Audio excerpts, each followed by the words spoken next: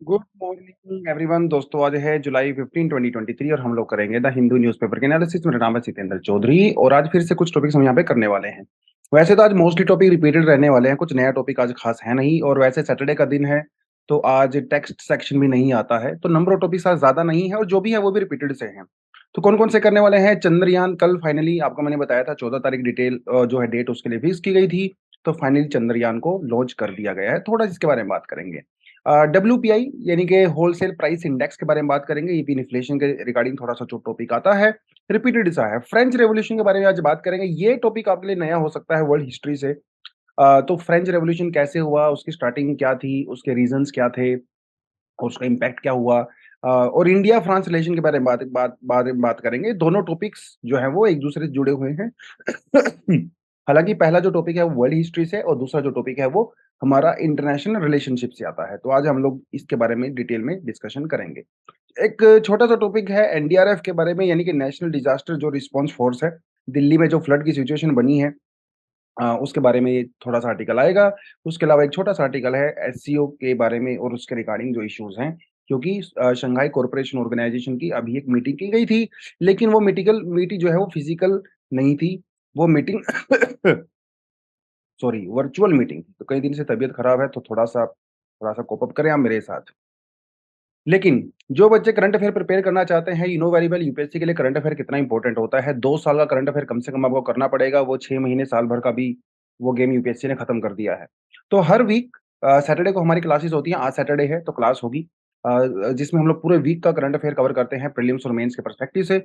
अगर आप उसको ज्वाइन करना चाहते हैं तो डेफिनेटली ज्वाइन कर सकते हो। ये कोड आपको दिया हुआ है, आप इसको स्कैन करके उसे ज्वाइन कर सकते हैं। SC 1000 अगर आप कोर्स में कोड ऐड करोगे तो 1000 का डिस्काउंट भी आपको आराम से मिल जाएगा। ये व्हाट्सएप नंबर दिया हुआ है। हमारे फाउंडेशन कोर्स अगर आपको ज्वाइन करना है, इस फाउंडेशन कोर्स में सीसैट, जीएस सब कुछ कवर करवाया जाता है। Test series, daily quiz, current affairs, everything is covered here. तो आप ये भी प्रोग्राम ज्वाइन कर सकते हैं। चलिए जी। तो सभी को बधाई हो, जितने भी स्टूडेंट्स हैं यहाँ पे जो सुन रहे हैं, तो कांग्रेचुलेशंस हमारे इसरो को और कांग्रेचुलेशंस हमारे सारी साइंटिफिक कम्युनिटी को और कांग्रेचुलेशन हमारे पूरे देशवासियों को, है ना? क्योंकि इतना ज़बरदस्त जो चीज़ हम लोगों ने किया है। और ये हमारा सेकंड अटेम्प्ट है बेसिकली चंद्रयान के ऊपर। चंद्रयान 2 हम लोग पहले भेज चुके थे। अ, पहले वाले अटेम्प्ट में हम लोगों ने एक्चुअली प्रीलिम्स क्लियर किया था, हम लोग मेंस तक पहुँचे थे, लेकिन मेंस क्लियर नहीं हो पाया था। और इस बार हमारी कोशिश रहेगी कि हम लोग सारी स्टेज को पार करके और फाइनली मून के ऊपर सक्सेस मिले। अब वो सक्सेस कैसे फिक्स होगी? वो फिक्स होगी सॉफ्ट लैंडिंग से। सॉफ्ट लैंडिंग, पिछली बार हम लोगों ने हमारा जो विक्रम जो लैंडर था, जो कि एक्चुअली मून के सरफेस के ऊपर उतरना था और वो सॉफ्ट लैंडिंग होनी थी, लेकिन वो अनफॉर्चुनेटली सॉफ्ट लैंडिंग नहीं हो पाई थी। यानी कि जैसे मान लो ये मून का सरफेस है और सॉरी मान लो ये मून का सरफेस है और यहाँ से जो विक्रम लैंडर है उसको लैंड करना था। लेकिन अनफॉर्चुनेटली वो सॉफ्ट लैंडिंग होनी थी, जस्ट लाइक हेलीकॉप्टर। लेकिन अनफॉर्चुनेटली कुछ लिंक वगैरह खत्म हो गया और उसकी क्रैश लैंडिंग हो गई। हालाँकि उसने कुछ काम वहाँ पे डेफ़िनिटली किया, लेकिन ये सॉफ्ट लैंडिंग हम लोगों को करवानी थी, ठीक है? और इस समय सिर्फ़ यूएसए, इस समय सिर्फ़ चाइना और रशिया, ये 3 ही कंट्री ऐसी हैं जो कि मून के ऊपर सॉफ्ट लैंडिंग करवाने में सक्सेसफुल रही हैं। तो हमारा तो ये प्रयास रहेगा इस बार कि भई डेफ़िनिटली यहाँ पे हम लोग सॉफ्ट लैंडिंग करवाएँ और जो एक्सपेरिमेंट करने हैं वो डेफ़िनिटली एक्सपेरिमेंट्स वगैरह बाद में किए जाएँ। तो चलिए जी, थोड़ा-सा देख लेते हैं क्या पूरी बात बनती है। देखिए, ये आपको काफ़ी कुछ डिटेल बता देता है। आप यहाँ पे देख सकते हो। तो ये आपको जो ये नज़र आ रहा है, ये नज़र आ रहा है, ये न देखिए, जो हम लोग जब लॉन्च करते हैं ना, उसके अंदर मोस्टली पार्ट तो फ्यूल होता है। ये शायद किसी को आइडिया नहीं है, सैटेलाइट से ज़्यादा उसके अंदर फ्यूल ज़्यादा इम्पोर्टेंट होता है। क्योंकि जैसे आप गाड़ी की बात करते हो, तो एक गाड़ी आपको लेके जाते हो, तो उसका जो फ्यूल टैंक होता है वो काफ़ी बड़ा होता है। क्योंकि फ्यूल को सिर्फ़ गाड़ी को एनर्जी ही प्रोवाइड नहीं करवानी है, फ्यूल का अपना वेट भी तो होता है ना, उसको वो वेट भी कैरी करना है। तो ये जो फ्यूल टैंक लेके जाते हैं, वो खुद का वेट भी कैरी करते हैं और वो सैटेलाइट का वेट भी कैरी करते हैं। इसीलिए ज़्यादातर जो हिस्सा उस पूरे लॉन्च के अंदर होता है, वो फ्यूल टैंक होता है। सैटेलाइट तो छोटा-सा होता है, जो उसको वहाँ पे एक्चुअली ऑर्बिट के अंदर भेजना होता है। तो अब यहाँ पे क्लियरली देख सकते हो S-200 सॉलिड रॉकेट बूस्टर, ठीक है? ये एक रॉकेट बूस्टर है, जैसे हमारे दिवाली पे आप लोग जो है वो रॉकेट जलाते हो, उस टाइप का रहता है, ठीक है? इसके साइड में आप ये देख रहे हो, ये भी एक रॉकेट बूस्टर है। जो कि फाइनली हमारे इंजन को लेके जाएगा। और वो जो इंजन है देखिए यहाँ पे L110 लिक्विड स्टेज। तो हमारे यहाँ पे जो फ्यूल है, फ्यूल क्या होता है? हाइड्रोजन ही तो होता है। तो वो ये लिक्विड स्टेज में है। और ये देखिए C25 cryogenic stage. Cryogenic stage यानी कि अल्ट्रा लो टेम्परेचर्स, वहां पे ऑपरेट होता है भैया ये इंजन अल्ट्रा जो। तो इसमें हमारे जो हाइड्रोजन और ऑक्सीजन दोनों होते हैं ना, वो लिक्विड स्टेज में होते हैं। हाइड्रोजन एज अ फ्यूल होता है और ऑक्सीजन एज एन ऑक्सीडाइजर होता है, क्योंकि ऑक्सीजन के बिना कोई भी बर्निंग कंबस्शन पॉसिबल नहीं है। ध्यान रखना, ऑक्सीजन फ्यूल नहीं होता। ऑक्सीजन एक कंबस्शन के लिए यूज होता है, उसके बिना पॉसिबल नहीं है। फ्यूल यहाँ पे हाइड्रोजन है। ठीक है जी। तो ये पूरे का पूरा हम लोग यूज किया जाता है, हमारा पेलोड है जो फाइनली हम लोग वहां पे जाके लॉन्च करते हैं। तो भेजना कैसे है? अभी देखिए अभी समय लगेगा। अभी तो मून पे जाने वाला नहीं है वो। It will take around 42 months, 42 days. तो अगस्त में जाके जो है वो सरफेस पे जाएगा। लेकिन पहले तो ये अर्थ के ऑर्बिट के ही चक्कर काटेगा। ये हमारी अर्थ है और ये ऑर्बिट के चक्कर काटेगा इस तरह से।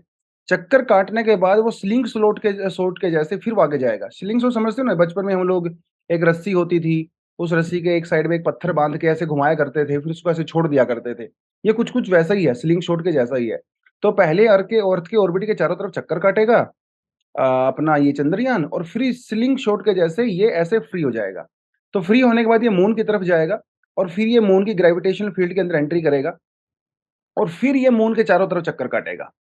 ठीक है, एकदम से सरफेस पे नहीं जाता है, चक्कर काटेगा और फिर फाइनली सॉफ्ट लैंडिंग के थ्रू ये वहां पे जाएगा। तो शुरुआत में क्या होने वाला है? देखिए यहाँ पे दो तीन चीजें हैं। मून के सरफेस पे आप जब जाते हो ना, दो तीन चीजें होती हैं।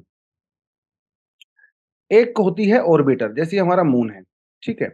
तो एक ऑर्बिटर होता है जो कि मून के ऑर्बिट के चारों तरफ चक्कर काटेगा। ये ऑर्बिटर होगा एक।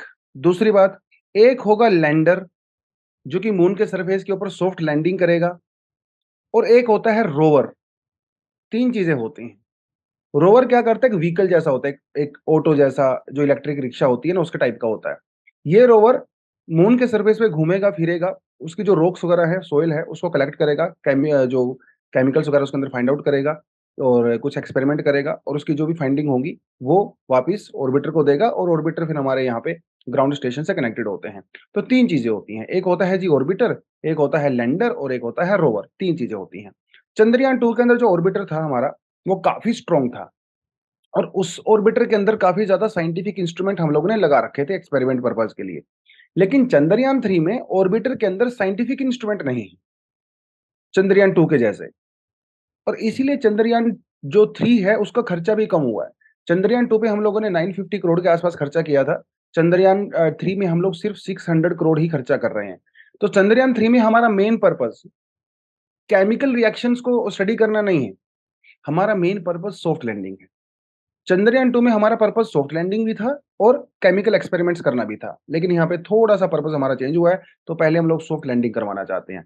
एक बार ये टेक्नोलॉजी हम लोगों ने इसको कैप्चर कर लिया, तो फ्यूचर में फिर डेफिनेटली हम लोग और एक्स्ट्रा कॉम्प्लिकेशंस के साथ और नए नए सैटेलाइट वहां पे भेज सकते हैं।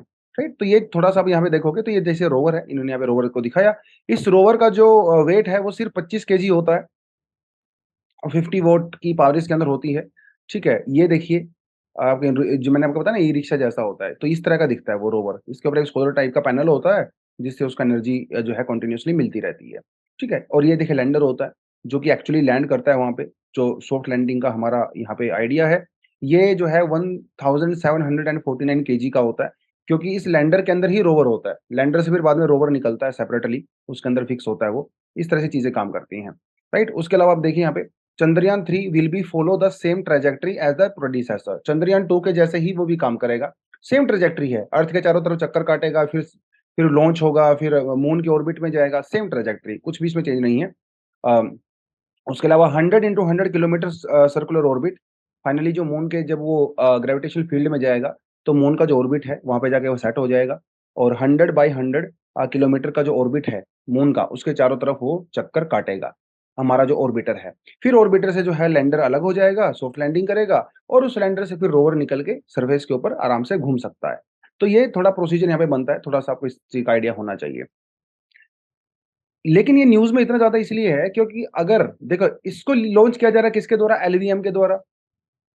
हमारा जो लॉन्च व्हीकल मार्क 3 है, जो कि सबसे पावरफुल लॉन्च व्हीकल है फिलहाल इसरो के पास। लॉन्च व्हीकल मार्क 3 अगर सक्सेसफुल होता है चंद्रयान में, इसका मतलब गगनयान के लिए हमारा रास्ता खुला हो जाएगा। क्योंकि गगनयान में भी हम लोग इसी का यूज़ करने वाले हैं। तो कहीं न कहीं एक तरह का प्रैक्टिस भी है गगनयान के लिए। क्योंकि गगनयान कॉम्प्लेक्स है, क्योंकि उसके अंदर ह्यूमन भेज रहे हैं हम लोग। गगनयान में 3 एस्ट्रोनॉट्स को भेजा जाएगा स्पेस में 300 to 400 kilometre above the surface 5 से 7 दिन के लिए। लो अर्थ ऑर्बिट बोलते हैं इसको, जहाँ पे इंटरनेशनल स्पेस स्टेशन जो है वो इस समय सेटअप है। तो ये इंडिया का पहला खुद का ह्यूमन स्पेस फ्लाइट होने वाला है। पिछला जो स्पेस फ्लाइट हम लोगों ने किया था, वो रशिया की हेल्प से किया था, लेकिन इस बार हम लोग खुद करने वाले हैं। क्योंकि यहाँ पे भी एलवीएम जाने वाला है, तो ये एक तरह का सक्सेस अगर होता है, तो चंद्रयान के लिए रास्ता खुल जाएगा। हमारे लॉन्च व्हीकल की थोड़ी आप जर्नी देख सकते हो। यहाँ से शुरुआत हम लोगों ने की थी, अभी हम लोग यहाँ पे पहुँच गए हैं, मार्क 3 एलवीएम मार्क 3 ठीक है जी। ये पुराना कंटेंट है चंद्रयान 2 के बारे में, आपको जो मैंने बताया था। उसका जो लैंडर था, उसका नाम विक्रम था, विक्रम साराभाई के नाम पे रखा गया था और उसका जो रोवर था, उसका नाम था प्रज्ञान, ठीक है? ये देखिए ऑर्बिटर होता है, ये लैंडर होता है और ये रोवर होता है, 3 चीज़ें होती हैं। इसी के अंदर से बाद में रोवर निकल कर ये देखिए निकल भी रहा है, ठीक है? एक बॉक्स टाइप का होता है ये बेसिकली लैंडर और इसके अंदर रोवर जो है वो बंद होता है, फिर वो नीचे उतरता है और आराम से टहलता रहता है, सैर करता रहता है। फिर बाद में जब एक्सपेरिमेंट वगैरह कंप्लीट हो जाते हैं, तो फिर वो इसको वापस लेके आ जाता है। ये थोड़ा सिस्टम हमारे यहाँ पे रहता है, ठीक है? बाकी चंद्रयान 3 मिशन के बारे में we already know about this इसको लॉन्च कर दिया गया है। कहाँ पे जाएगा ये? ये जाएगा मून के साउथ पोल पे। ठीक है? ये भी आपने ध्यान रखना है पॉइंट, साउथ पोल पे जाएगा। चलिए, क्योंकि साउथ पोल में एक तो वाटर की भी प्रेज़ेंस हम लोगों ने पहले खोज लिया था, वो भी चंद्रयान 2 ने ही खोजा था। बहुत बड़ा सक्सेस था उसका वो, ठीक है? अचीवमेंट ऑफ चंद्रयान 2 आप देखिए presence of the water molecules on the moon. ये सबसे बड़ी अचीवमेंट थी चंद्रयान 2 की। चंद्रयान 2 ने बढ़िया काम किया, एज़ सच कंप्लीटली फेलियर नहीं था, सिर्फ सॉफ्ट लैंडिंग नहीं कर पाया था, ठीक है? अगर सॉफ्ट लैंडिंग करता तो कमाल हो जाता, बहुत सारे एक्सपेरिमेंट हम लोग वहाँ पे करते। खैर इस बार करेंगे, कोई बात नहीं। तो थोड़ा-सा 40-42 दिन का समय दीजिए जब वो लैंड करेगा तो लेट्स होप, लेट्स प्रे कि काम करे। WPI remains in deflationary territory for the third month. तो काफ़ी ज़्यादा इन्फ्लेशन डाउन चला गया है, -4.1% चला गया है। पिछले महीने के कंपैरिज़न में 3.4 था माइनस में। होलसेल प्राइस इंडेक्स की बात कर रहे हैं हम लोग, कंज्यूमर प्राइस इंडेक्स की बात नहीं कर रहे हैं। सीपीआई तो अभी भी पॉजिटिव में ही है। और ये थोड़ा-सा फ़र्क होता है होलसेल प्राइस इंडेक्स में और सीपीआई में, ठीक है? देखिए नाम से ही समझ में आ रहा है होलसेल्स, तो इसलिए कस्टमर कस्टमर वाला तो ये वाला है CPI consumer price index. Finally जो कंज्यूमर को इम्पैक्ट करता है वो ये वाला होता है।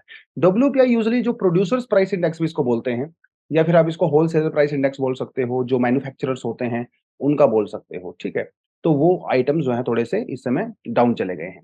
इसका एक रीज़न यहाँ पे ये नज़र आ रहा है कि भैया जो बेस प्राइस था लास्ट ईयर जून 2022 में वो 16.2% था बेस इंडेक्स, उसके कंपैरिज़न में माइनस में जा रहा है। अदरवाइज़ तो ये पॉजिटिव है। ठीक है, वैसे भी इंटरनेशनल डिमांड काफ़ी कम हो रही है, तो हमारे जो एक्सपोर्टर्स हैं, मैन्युफैक्चरर्स हैं ज़्यादा प्रोड्यूस नहीं कर पा रहे हैं। तो होलसेल प्राइस इंडेक्स की बात करें, तो ये जो प्राइस होता है, this is paid by the manufacturers and the wholesalers जैसे मैंने आपको बता ही दिया। इसका जो बेस ईयर होता है 2011 और 12 होता है। Office of economic adviser, department of the promotion and the industry and the internal trade, जो कि ministry of commerce and industry के अंदर में आता है, वो एक नोडल ऑफिस होता है, जो इसको कंपाइल करता है।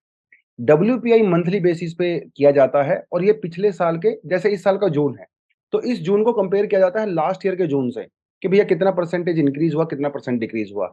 और मंथ और इस साल का जैसे जून है, इस साल के जून को पिछले साल के जैसे मई है, इस साल का मई है, मई और जून इस तरह से भी कंपेयर किया जाता है कि भैया पिछले महीने से कितना था और पिछले साल के महीने से कितना था। दोनों तरह से इसको कैलकुलेट किया जाता है।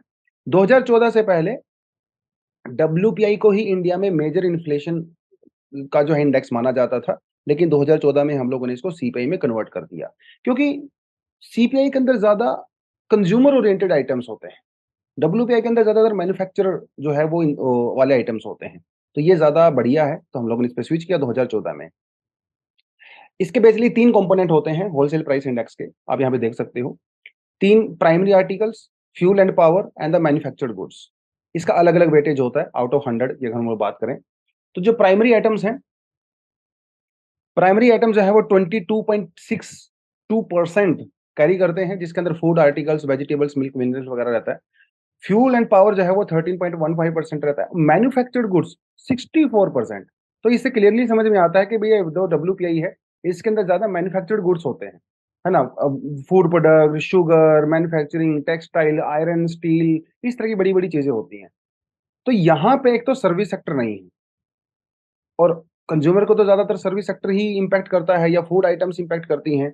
वो यहाँ पे नहीं है, कम है उसका वेटेज काफी एज कम्पेयर टू सीपीआई। आप यहाँ पे क्लियरली देख भी सकते हो, जो डब्ल्यूपीआई है यहाँ पे फूड का जो शेयर है वो 24% है, जबकि सीपीआई में जो फूड का जो शेयर है वो 39.0% है। इसका मतलब यहाँ पे फूड को ज्यादा यू नो वेटेज दिया गया है। और यहाँ पे सर्विस सेक्टर ज़्यादा इन्वॉल्व होता है, यहाँ पे सर्विस सेक्टर तो ना के बराबर है। तो वो सारी हाउसिंग हो गया जैसे, या रेस्टोरेंट हो गया, होटल्स हो गए, वो सब चीज़ें जो बास्केट होती है कंज्यूमर की, वो यहाँ पे बेटर तरीके से रिप्रेज़ेंट की जाती है, राइट? चलिए, तो ये प्रीलिम्स के लिए थोड़ा-सा टॉपिक था। Indian contingent marches in the Paris to सारे जहां से अच्छा हिंदोसतां हमारा। ये टॉपिक हम लोगों ने पिछले वीक भी किया था, जब फ्रांस के अंदर एक बेस्टाइल डे मनाया जाता है। ठीक है, बेस्टिल डे। तो जैसे हमारे यहाँ पे इंडिपेंडेंस डे पे जो परेड होती है, ठीक है, सेलिब्रेट किया जाता है, वैसे भी वहाँ पे किया जाता है बेस्टिल डे। वहाँ पे एक नेशनल हॉलीडे होती है, जिसमें परेड की जाती है। बेसिकली नेशनल ये जो बेस्टिल जो परेड है, ये फ्रांस की हिस्ट्री के अंदर से जुड़ा हुआ है।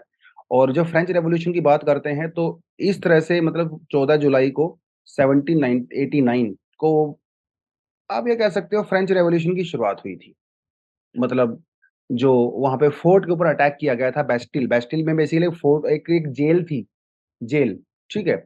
उस जेल के ऊपर अटैक किया गया था, वहाँ पे जो रेवोल्यूशनरीज़ थे उनके द्वारा। तो इसीलिए जो है इसको एक बड़ा लैंडमार्क इवेंट माना जाता है फ्रेंच हिस्ट्री के अंदर। और सिर्फ फ्रेंच हिस्ट्री नहीं, फ्रेंच रेवोल्यूशन की बात करें तो पूरी दुनिया को फ्रेंच रेवोल्यूशन ने बहुत कुछ दिया। जब हम लोग रिपब्लिक की बात करते हैं, फ्रैटर्निटी, डेमोक्रेटिक वैल्यूज़ की बात करते हैं, तो फ्रेंच रेवोल्यूशन के आइडियाज़ ही थे वो। फ्रेंच रेवोल्यूशन ने आने वाले बहुत सारे रेवोल्यूशंस को इम्पैक्ट किया, इंस्पायर किया। तो हमारा जो एक कंटीजेंट है भैया, हम लोग इंडियन ट्रूप भी वहाँ पे गए हैं, और हम लोगों ने परेड में पार्टिसिपेट किया। तो फ्रेंच रेवोल्यूशन को अगर हम लोग देखें, जो 1799 के अंदर वहाँ पे हुआ, ये बहुत इंपॉर्टेंट एक इवेंट है वर्ल्ड हिस्ट्री में। सिर्फ यूरोपियन हिस्ट्री में नहीं, वर्ल्ड हिस्ट्री में। आज भी जब हम लोग कॉन्स्टिट्यूशनल रिफॉर्म्स की बात करते हैं, या डेमोक्रेटिक वैल्यूज़ की बात करते हैं, तो हमेशा फ्रेंच रेवोल्यूशन का ज़िक्र होता है। क्योंकि ये सारी वैल्यूज़ कहीं न कहीं फ्रेंच रेवोल्यूशन के अंदर से ही निकली हैं। जब हम लोग लिबर्टी की बात करते हैं, इक्वालिटी की बात करते हैं, फ्रैटर्निटी की बात करते हैं, ये 3 वर्ड जो है वो फ्रेंच रेवोल्यूशन ने हमें दिए थे, जो आज भी यूज़ किए जाते हैं, और हमारे कॉन्स्टिट्यूशन का पार्ट भी हैं। इंडियन कॉन्स्टिट्यूशन का पार्ट भी हैं। तो इसीलिए हमारे इंडियन कॉन्स्टिट्यूशन से तो वैसे ही फ्रेंच रेवोल्यूशन जुड़ी हुई है। तो फ्रेंच रेवोल्यूशन के कई कारण थे। जैसे हम लोग यहाँ पे 1857 रिवोल्ट की बात करते हैं, तो कि एक कारण तो नहीं होता है, बहुत सारे कारण होते हैं। अब देखिए, आम जनता लड़ना नहीं चाहती भाई, ठीक है? आम जनता चाहती है कि उसके पेट में दाना हो, उसका फैमिली जो है वो सही से वो आराम से खाए-पिए, मौज करे।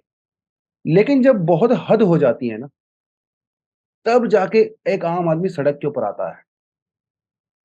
और फ्रांस के अंदर भी वही हुआ, और 1857 में भी वही हुआ था। तो बहुत सारे कारण हैं जो इसके लिए रिस्पॉन्सिबल थे। तो सोशल कांड की जब हम लोग बात करते हैं, देखिए जिस तरह से इंडियन सोसाइटी को आप डिवाइड कर सकते हो, है ना? जैसे हम लोग 4 वर्ण हैं हमारे यहाँ पे, ब्राह्मण, क्षत्रिय, वैश्य, शूद्र, उस तरह से डिवाइड कर सकते हो। फ्रांस के अंदर भी जो है सोशल डिवीजन कुछ-कुछ ऐसा ही था। फ्रांस के अंदर जो है सोसाइटी को 3 हिस्सों में डिवाइड किया जाता है, उस समय की जो सोसाइटी हुआ करती थी, ठीक है? उसमें सबसे ऊपर जो है क्लर्गी होते हैं, उसके नीचे जो है नोबिलिटी होती है, और सबसे नीचे जो है फ्रांस की आम जनता होती है, जिसे थर्ड एस्टेट भी कहते हैं। ठीक है? इस तरह से जुड़ी हुई है। मैं दिखा देता हूँ आपको पिक्चर। देखिए 3 हिस्सों में फ्रांस की सोसाइटी डिवाइड थी। फर्स्ट एस्टेट, सेकंड एस्टेट और थर्ड एस्टेट। फर्स्ट एस्टेट के अंदर कौन आते हैं? क्लर्गी, मतलब फादर लोग आते हैं। ठीक है? क्लर्गी, जो चर्च को हेड करते हैं। ये सबसे पावरफुल है। वो य वहाँ पे। इंडियन सोसाइटी में थोड़ा-थोड़ा आप इसका पैरेलल देख सकते हो। ब पूरा पैरेलल नहीं है, थोड़ा-थोड़ा पैरेलल है। फिर आता है सेकंड स्टेट। सेकंड स्टेट में कौन आते हैं भाई? जो नेता लोग होते हैं। ठीक है? एकदम किंग होता है, उसके आस-पास के जो मिनिस्टर वगैरह होते हैं, वो यहाँ पे आते हैं। It consisted of the nobles and 2% of the population. समझ रहे हो इस बात को? सिर्फ फ्रांस की 2% पॉपुलेशन ही सेकंड एस्टेट है, और वो 1% से भी कम फर्स्ट एस्टेट है। उसके बावजूद भी फ्रांस के 80% सोर्सेज़ को यही लोग ओन करते हैं। जैसे आज भी देख सकते हो, दुनिया के टॉप 1% लोग जो हैं वो 70 से 80% वेल्थ कैप्चर करे किए हुए हैं। ऐसा फ्रांस के अंदर भी था। जबकि जो थर्ड एस्टेट है, जिसके अंदर कौन आते हैं? बिज़नेसमैन आते हैं, ठीक है? स्किल वर्कर्स आते हैं, आर्टिसन्स आते हैं, सिटी वर्कर्स आते हैं, ले वेज अर्नर्स आते हैं, किसान आते हैं, पेजेंट्स। अरे 80% से ज़्यादा पॉपुलेशन तो इनकी है, सिर्फ़ किसानों की, समझ रहे हो? लेकिन इनके पास अधिकार कितने हैं? बिल्कुल ना के बराबर हैं। मोस्टली इनकम टैक्स कौन पे कर रहा है? यही पे कर रहे हैं। क्लर्की के ऊपर तो इनकम टैक्स वैसे ही नहीं लगाया जाता, क्योंकि वो तो चर्च की प्रॉपर्टी होती है भाई, और चर्च की प्रॉपर्टी पे टैक्स था नहीं यूरोप के अंदर। जो नोबल्स हैं, वो टैक्स वैसे ही नहीं देते, क्योंकि वो तो राजा साहब के बिल्कुल क्लोज़ होते हैं। टैक्स कौन दे रहे हैं? ये गरीब आदमी। इनके पास रिसोर्सेज़ भी नहीं है। तो गुस्सा तो भरा हुआ था, और वो गुस्सा फिर फाइनली निकला। तो सोशल जो वहाँ पे डिस्क्रिमिनेशन था, जो सोशल स्ट्रक्चर था, उसके बेसिस पे जो है वो फ्रेंच रेवोल्यूशन जो है एक बहुत इम्पोर्टेंट कारण बना। इकोनॉमिक सिचुएशन उस समय यूरोप में काफ़ी खराब थी। अमेरिकन वॉर चल रहा था, फ्रांस वहाँ पे इन्वॉल्व हुआ, ब्रिटेन के साथ-साथ उसके साथ इश्यू चल रहे थे फ्रांस के, क्योंकि फ्रांस और ब्रिटेन हमेशा से ही एक-दूसरे के डोमिनेंस को ले लड़ते रहे हैं यूरोप के अंदर, आज भी लड़ रहे हैं, इनडायरेक्ट वे में। उस समय भी ऐसा हुआ, फ्रांस अमेरिकन रिवॉल्यूशन के अंदर फ्रांस जो है इन्वॉल्व हुआ, और जिसकी वजह से उसके जो रिसोर्सेज़ थे वो खत्म होते चले गए, और फिर उन्होंने टैक्स लगाना शुरू किया। उसके अलावा जो फ्रांस की जो क्वीन थी स्पेशली, और किंग थे, बहुत बड़े-बड़े खर्चे किया करते थे, बड़े-बड़े महलों में रहते थे, उनका लाइफ़स्टाइल एकदम ज़बरदस्त हुआ करता था, जबकि आम आदमी को खाने के लिए ब्रेड भी नहीं मिल रहे थे। तो इकोनॉमिक सिचुएशन काफ़ी खराब थी। पॉलिटिकल सिचुएशन जैसे कि मैंने आपको देख लिया, जो फ्रांस के जो किंग थे उस समय, वो काफ़ी वीक माने जाते थे, स्ट्रॉन्ग किंग नहीं थे, और इंटेलेक्चुअल उसी समय जो है कुछ पढ़े-लिखे लोग, कुछ फिलोसोफर्स, जैसे खासकर रूसो का नाम इसमें लिया जाता है। ज ये रहा देखिए रूसो, ठीक है? इन्होंने कुछ पॉलिटिकल आइडियाज़ वहाँ पे देने शुरू किए, लेक्चर वगैरह देने शुरू किए। इन्होंने कहा कि भाई ये सिस्टम इस तरह से काम नहीं करेगा। इन्होंने इस राजा साहब को कहा कि भैया तुमसे नहीं हो पाएगा, और इन्होंने कहा कि आम जनता को कहा कि यार तुम लोग खड़े हो जाओ, क्योंकि तुम्हारी पॉपुलेशन ज़्यादा है, टैक्स तुम पे करते हो, और ये किंग लोग जो है मज़े लेते हैं, इसलिए आप इनको छोड़ दीजिए। तो वो रेवोल्यूशन कहीं न कहीं से शुरुआत हुई। फिर जब उसकी शुरुआत हुई, लोग दबाव बनाने लगे, तो राजा साहब ने फिर एक जो मीटिंग बुलाई, उस मीटिंग में जो है तीनों एस्टेट के लोग आए, ठीक है? फर्स्ट, सेकंड और थर्ड। देखो फर्स्ट वालों का तो वैसे ही पावरफुल थे, तो उनको तो ज़्यादा मतलब था नहीं। जो थर्ड वाले थे, जो कि ज़्यादातर पॉपुलेशन होती है, आम आदमी जिसके अंदर होता है, उन्होंने कहा कि नहीं भाई, अब हम काम नहीं चलेगा, अब हम लोग अपना, क्योंकि हमारी पॉपुलेशन ज़्यादा है, तो इसलिए हमारी वोटिंग पावर भी ज़्यादा होनी चाहिए। पहले क्या होता था, तीनों को एक-एक वोटिंग देना होता था, तीनों एस्टेट को। लेकिन जो दोनों फर्स्ट एस्टेट और सेकंड एस्टेट हैं, वो तो एक साथ में मिले हुए थे, तो हमेशा इनकी वोटिंग डोमिनेट हो जाया करती थी। तो 175 ईयर्स के बाद राजा ने जब उनके ऊपर दबाव बना, तो तीनों एस्टेट की मीटिंग बुलाई, जिसमें फर्स्ट एस्टेट को नेग्लेक्ट कर दिया गया, और ये 2 एस्टेट हैं, ये डोमिनेट कर रहे थे। लेकिन फर्स्ट वालों ने सोचा एनफ इज़ एनफ, अब काम नहीं चलेगा। तो इन्होंने अपनी खुद की एक नेशनल असेंबली बनाई, और उन्होंने किंग को कहा कि हम लोग तुम्हारी बात नहीं मानेंगे, तुम भाड़ में जाओ, हम लोग अपने हिसाब से अपने देश को चलाएँगे। तो वो एक शुरुआत होती है फ्रेंच रेवोल्यूशन की, और वहाँ पे एक टेनिस कोर्ट था। उससे टेनिस कोर्ट ओथ कहा जाता है, जिसमें थर्ड एस्टेट के लोग आए। ठीक है, ये जून 1789 की बात है, और इन्होंने प्रण लिया, कसम खाई, नेशनल असेंबली कहा जाता है इस मीटिंग को, और इन्होंने कसम खाई कि भैया बहुत हो चुका, अभी हमारे देश में रिफॉर्म्स की रिक्वायरमेंट है, हमारे देश में रिपब्लिक होनी चाहिए, ये जो मोनार्की है ये और ज़्यादा नहीं चलेगी। फिर देश में प्रोटेस्ट होने शुरू हुए, सड़कों पे लोग आ गए, और फाइनली 14th ऑफ जुलाई 1789 को लोगों ने बेस्टिल जो फोर्ट्रेस है, वो जेल उसके अंदर थी, वहाँ पे कई सारे पॉलिटिकल प्रिजनर्स थे, उनको रिहा कर दिया गया, बहुत सारे वेपन्स को लूट लिया गया। तो ये मानी जाती है ऑफ़िशियल तौर पे फ्रेंच रेवोल्यूशन की एक शुरुआत, और इसी के उपलक्ष्य में मनाया जाता है बेस्टिल डे, जहाँ पे हमारी कंटिजेंट इंडिया से वहाँ पे पार्टिसिपेट किया है। मोदी जी को इन्विटेशन मिला था काफ़ी समय पहले उसके लिए, तो मोदी जी वहाँ पे गए हैं। तो ये थोड़ा आपको आइडिया होना चाहिए। लेकिन जब भी आपको पता है कोई नेता अगर किसी देश में जाता है इतने बड़े, तो वो सिर्फ़ हाय हेलो करने के लिए नहीं जाते हैं। ऑफ़ कोर्स उसके पीछे बहुत बड़ा एजेंडा होता है। तो मोदी जी अगर फ्रांस गए हैं, तो ऑफ़ कोर्स हमारे रिलेशन के बारे में बात करेंगे। इंडिया रिलेशन के बारे में बात करें तो भैया काढ़े काफ़ी ख़ासे अच्छी दोस्ती है हमारी, और मोदी जी ने वहाँ पे जाके कहा भी है कि नेक्स्ट 25 ईयर्स के लिए इंडिया और पाकिस्तान जो सॉरी पाकिस्तान। इंडिया और फ्रांस जो है वो एक दूसरे के खासम-खास मित्र हैं। क्योंकि अगर वो डिफेंस की बात करें तो सेकंड लार्जेस्ट डिफेंस सप्लायर है इंडिया का फ्रांस, 2017 और 21 के बीच में। पहला तो ऑफ कोर्स रशिया ही है। इससे पहले भी हम लोग फ्रांस से 36 राफेल फाइटर जेट ले चुके हैं और मोदी जी अब गए हैं तो इन्होंने कहा है कि भैया हम लोग 26 राफेल और खरीदने वाले हैं इंडियन नेवी के लिए। तो ये और ज़्यादा स्ट्रॉन्ग करेगा हमारे रिलेशन को डेफिनिटली। और उसके अलावा सिर्फ इतना ही नहीं फ्रांस जो है हमें स्कॉर्पियन कन्वेंशनल सबमरीन बनाने में हेल्प करेगा। तो फ्रांस जो है टेक्नोलॉजी ट्रांसफर जो एग्रीमेंट था 2005 वाला, उसके अंडर में भी हम लोग काम करते हैं। तो जब भी हम लोग फ्रांस से कुछ खरीदते हैं, तो थोड़ा बहुत टेक्नोलॉजी ट्रांसफर इंडिया की तरफ किया जाता है। उसके अलावा जो फ्रांस की कंपनी है एयरबस, बहुत पॉपुलर एयरलाइन है, इसने टाटा ग्रुप के साथ भी कुछ मैन्युफैक्चर करने की बात यहाँ पे की है। तो डिफेंस में तो ऑफ कोर्स हम लोग काम कर ही रहे हैं। उसके अलावा न्यूक्लियर टाइज़ की बात करें, तो जब सिविल न्यूक्लियर डील की बात होती है, तो फ्रांस दुनिया का फर्स्ट ऑफ द कंट्रीज़ ऐसा था, जिसने इंडिया के साथ सिविल न्यूक्लियर डील किया और मतलब सिविल न्यूक्लियर डील को सपोर्ट किया और फिर अमेरिका के साथ हम लोगों ने किया। और 1978 में जो इंडिया के ऊपर जो सैंक्शंस लगाए गए थे, जब हम लोगों ने न्यूक्लियर टेस्ट किया था पोखरण के अंदर, उसको भी फ्रांस ने सपोर्ट नहीं किया था। ठीक है, सपोज़ फ्रांस का ये कहना था कि भाई ये डेमोक्रेटिक कंट्री है, इसकी एक तरफ चाइना है, दूसरी तरफ पाकिस्तान है, तो अपने आप को प्रोटेक्ट करने के लिए न्यूक्लियर वेपन हमें चाहिए, तो दे सपोर्टेड अस एक्चुअली। उसके अलावा जब इंटरनेशनल कोऑपरेशन की बात आती है, तो फ्रांस हमारी परमानेंट मेंबरशिप को सपोर्ट करता है यूनाइटेड नेशन सिक्योरिटी काउंसिल के अंदर, बड़ी अच्छी बात है। फिर पेरिस कन्वेंशन हुआ क्लाइमेट चेंज वाला, तो वहाँ पे इंटरनेशनल सोलर अलायंस बनाया गया फ्रांस और इंडिया ने मिलके। तो बहुत खास दोस्ती है हमारी। और सिर्फ इतना ही स्पेस के अंदर भी हम लोग ज़बरदस्त काम कर रहे हैं। इसरो जो हमारा है और जो फ्रांस की जो CNES central national institute specials मतलब उनकी जो स्पेस एजेंसी है, हम लोगों ने भी कई सारा कोलैबोरेट किया है और फ्यूचर में यहाँ पे और ज़्यादा कोलैबोरेशन आपको देखने को मिलेगा। जिस तरह से इसरो का जो स्टेचर है वो इंक्रीज़ हो रहा है इंटरनेशनल प्लेटफ़ॉर्म्स के ऊपर। और त्रिशना नाम का एक सैटेलाइट मिशन भी आज हम लोग ने किया है। उसके अलावा मेघना अंतरिक्ष सैटेलाइट 2011 में हम लोगों ने छोड़ा था, जो कि वाटर साइकिल वगैरह को अर्थ के ऊपर जो ट्रॉपिकल एटमॉस्फेयर में चेंजेज़ होते हैं, उसको स्टडी करने के लिए बनाया गया था। उसके अलावा सरल आर्टिका सैटेलाइट, ठीक है? ये हम लोगों ने 2013 के अंदर लॉन्च किया था और इसको जो है ये सर बेसिकली जो ओशन सरफेस होता है, उसकी टोपोग्राफी को स्टडी करने के लिए हम लोगों ने सरल आर्टिका सैटेलाइट लॉन्च किया था, ये भी फ्रांस के साथ मिलके किया था। अभी आप देखेंगे मंगलयान में भी हम लोग थोड़ा-सा जॉइंट एक्सप्लोरेशन यहाँ पे कर रहे हैं। तो ये थोड़ी चीज़ें आपको पता होनी चाहिए, 2018 में जो मंगलयान हमने लॉन्च किया था और आने वाले समय में भी जो हम लोग अपना शुक्र यान जो लॉन्च करने वाले हैं, उसके लिए भी फ्रांस के साथ हम लोग कोलैबोरेट कर रहे हैं। तो बड़ा ख़ासम-ख़ास दोस्ती है हमारी और लेट्स होप कि आगे बढ़े और माहौल बढ़िया बने भई, ठीक है? चलिए, आप गवर्नमेंट राज निवास पार ओवर द एनडीआरएफ देखिए मतलब ये एक ना हमारे डीएनए में ही है। ये मतलब हम लोग को आदत है एक-दूसरे को ब्लेम करने की। हम लोगों को आदत है अपनी गलती नहीं मानने की और सॉरी बोलने की, है ना? ये तो मतलब हमारे डीएनए में ही खून में है। अपने आस-पास आप देख सकते हो, खुद को भी देख सकते हो। सॉरी नहीं बोलेंगे, हमें पता है गलती हमारी है, लेकिन उसे रिकॉग्नाइज़ नहीं करेंगे, सॉरी नहीं बोलेंगे, दूसरे के ऊपर ब्लेम डालेंगे। यही कहीं न कहीं एक जो हमारा एटीट्यूड है वो हमारी पॉलिटिकल क्लास में भी दिखता है।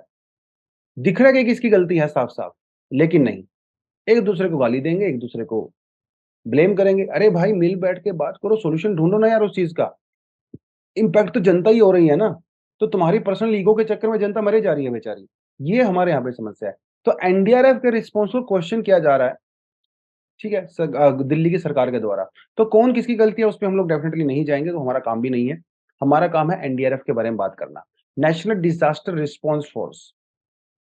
तो डिज़ास्टर मैनेजमेंट एक्ट जो 2005 हम लोगों ने बनाया था, उसके बाद हम लोगों ने सॉरी 27th ऑफ सितंबर 2006 को जो है हम लोगों ने कॉन्स्टिट्यूट इसको किया था नेशनल डिज़ास्टर मैनेजमेंट अथॉरिटी, जिसके अंदर में बनाया जाता है नेशनल डिज़ास्टर मैनेजमेंट फोर्स। दुनिया की सबसे बड़ी फोर्स है ये डिज़ास्टर रिस्पॉन्स के कॉन्सेप्ट के हिसाब से। दुनिया की सबसे बड़ी, ठीक है? The apex body for the disaster management in India is the national disaster management authority. सबसे ऊपर अथॉरिटी ये है, जिसके अंदर में एनडीआरएफ को मैनेज किया जाता है। एनडीआरएफ को हेड किया जाता है एक डायरेक्टर जनरल के बारे में जो यूजुअली एक आईपीएस ऑफिसर होते हैं। ये 3 स्टार ऑफिसर होते हैं, बहुत बड़ी बात है। और ये जो नोडल मिनिस्ट्री है जिसके अंदर में सब कुछ होता है that is the home ministry, ये आपको थोड़ा आइडिया होना चाहिए। इसमें इससे ज़्यादा कुछ खास पढ़ने की रिक्वायरमेंट नहीं है। जहाँ तक हम लोग बात करें कि बटालियंस की right now there are 16 battalions under NDRF और ये जो बटालियन के अंदर जो पर्सनल होते हैं वो भी हमारे बीएसएफ से, सीआरपीएफ से, सीआईएसएफ वगैरह और जो आईटीबीपी है, सशस्त्र सीमा बल है, एसएसबी वगैरह यहाँ से लिए जाते हैं। तो 16 बटालियंस हैं, हर बटालियन के अंदर जो है 1149 जो है वो पर्सन यहाँ पे हैं। तो आप इसको मल्टीप्लाई कर सकते हो 16 से, तो this is the largest force in the world. ठीक है? ये आपको थोड़ा आइडिया होना चाहिए। और बटालियन की अगर वो लोकेशन देखनी है तो वो भी आप देख सकते हो, ठीक है? देखिए श्रीनगर में है जी, पंचकुला में है, ठीक है? इधर द्वारिका, नजफगढ़, आप जगह भोपाल, लखनऊ, गोरखपुर, ठीक है? गांधीनगर, इधर मुंबई में जी है, पुणे में है और इधर बेंगलुरु, विशाखापट्टनम, हैदराबाद, ठीक है? आप क्लियरली देख सकते हो ये हमारी टोटल 15 बटालियंस यहाँ पे बनती हैं और सबको अलग-अलग हिसाब से यहाँ पे मैनेज किया जाता है। चलिए, virtual summit, virtual silence. SCO को जब लॉन्च किया गया था 2003 में फाइनली, सो बड़ी ज़ोरों-शोरों से बातें हुई थी भाई, कि एससीओ आईएमएफ को रिप्लेस कर देगा, एससीओ वर्ल्ड बैंक को रिप्लेस कर देगा, एससीओ जो है वो एशियन कंट्रीज़ का एक ग्रुप बनेगा और वर्ल्ड ऑर्डर को चेंज कर देगा, बड़ी-बड़ी बातें हुई थी।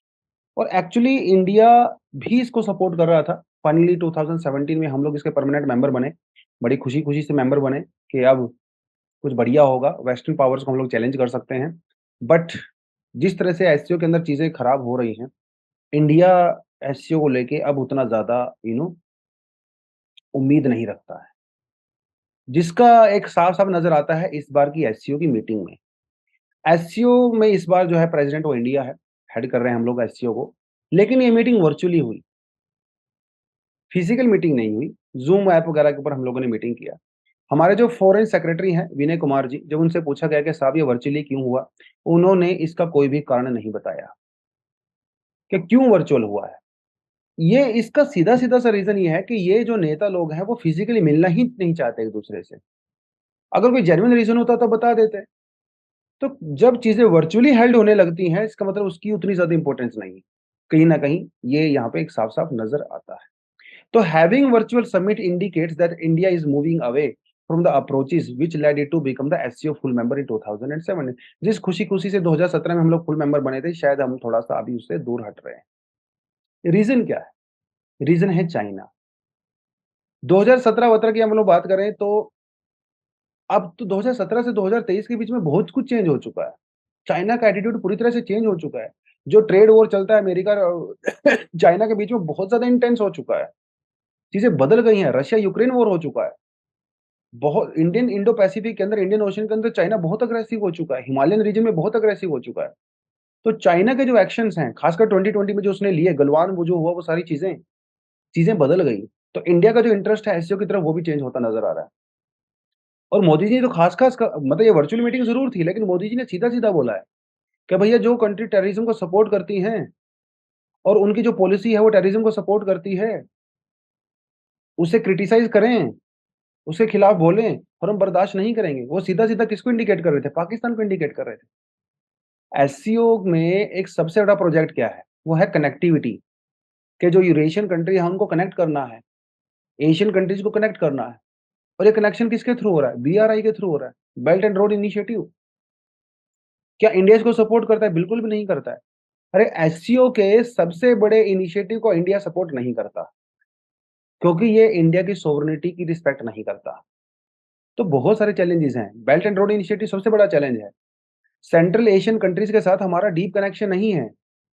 ठीक है, हम लोगों ने एक बुद्धिस्ट हेरिटेज करने की कोशिश की है, लेकिन किससे इससे काम तो नहीं चलेगा ना, अल्टीमेटली तो पैसा ही सब कुछ होता है भाई। ईरान में चबाहार पोर्ट सोचा था हम लोगों ने, हम लोग बनाएँगे, पाकिस्तान को जो है वो हम लोग बाईपास करेंगे, लेकिन चबाहार पोर्ट पे भी उतनी प्रोग्रेस नहीं हो रही है। चाइना ने जिस तरह से ईरान में इन्वेस्टमेंट किया है billions of dollars, Chabahar port क्या पूरी तरह सक्सेसफुल हो पाएगा? ये बड़ा बहुत बड़ा क्वेश्चन मार्क है। तो चैलेंजेस तो बहुत सारे हैं जो इंडिया को एड्रेस करने हैं आने वाले समय में। चैलेंज को एड्रेस करेंगे, तभी काम चलेगा भाई। ठीक है, तो एक तो एससीओ देखिए, इंडिया एससीओ का पार्ट बना था जिन उम्मीदों को लेके, तो डेफ़िनेटली उसके हिसाब से सिर्फ़ इंडिया ही तो रिस्पॉन्सिबल नहीं है भाई, बाकी देशों को भी पार्टिसिपेट करना पड़ेगा, ठीक है? और थोड़े समय पहले जब एससीओ की फ़ॉरेन सेक्रेटरीज़ की मीटिंग हुई थी गोवा में, तो पाकिस्तान के मिनिस्टर वगैरह आए थे, उस समय जो हुआ वो सबको पता है। किस तरह से ऑलमोस्ट गाली-गलौच होने ल शुरू हो गया था उनके बीच में। अच्छा, पूरी दुनिया ने देखा, एम्बैरेसमेंट हुआ, लेकिन वो सारी चीज़ें हैं। तो जी20 जो है वो उसके ऊपर इंडिया फ़ोकस कर रहा है और नेक्स्ट टाइम जो एससीओ की जो मीटिंग होने वाली है साउथ अफ्रीका में होगी, जहाँ पे कहा जा रहा है कि शी जिनपिंग भी आएँगे और मिस्टर पुतिन भी आएँगे, तो क्या मोदी जी वहाँ पे जाएँगे? अब भैया साउथ अफ्रीका के अंदर आप फिजिकल मीटिंग कर रहे हो, दिल्ली में आप वर्चुअल मीटिंग कर रहे हो, तो कहीं न कहीं आप लोग खुद नहीं चाहते एससीओ प्रोग्रेस करे, तो खाली ज़िम्मेदारी इंडिया की नहीं हो सकती है। आप भी उसके अंदर पार्टिसिपेट करें, टेररिज़्म के ऊपर बात करें, उसको रोकें और जो हिमालय के अंदर इंडो पैसिफिक के अंदर कर रहे हो, वो सब चीज़ें करके। तो भाई ग्रुप बनाने से कुछ नहीं होता। ग्रुप का जो मोटिव है, आप उसको भी तो फ़ॉलो करिए यार, ठीक है? तो एससीओ के बारे में बेसिकली यही है, थोड़ी चीज़ें आपको अच्छे से पता है, 2003 में फाइनली एनफोर्स हुआ था। इसकी जो ऑफ़िशियल लैंग्वेज है, वो रशियन और चाइनीज़ ही है और फिर बाद में 2017 में इंडिया और पाकिस्तान में इसको परमानेंट मेंबर बनाया गया। अभी जो 9th मेंबर है, वो ईरान को बनाया गया है। कुछ ऑब्जर्वर स्टेट हैं, अफ़गानिस्तान, बेलारूस और मंगोलिया। ऐसा कहा जा रहा है कि 2-4 साल में शायद बेलारूस भी इसका मेंबर बन सकता है। एससीओ के बारे में थोड़ी-सी information. Apart from that we have some additional article also. पढ़ना चाहो तब इसको पढ़ सकते हो, हालाँकि इसमें कुछ खास नहीं है, सब रिपीटेड सा ही नज़र आपको यहाँ पे नज़र आएगा। चलिए बच्चों, आज के लिए इतना ही है। Thank you very much, all the best. जय हिंद।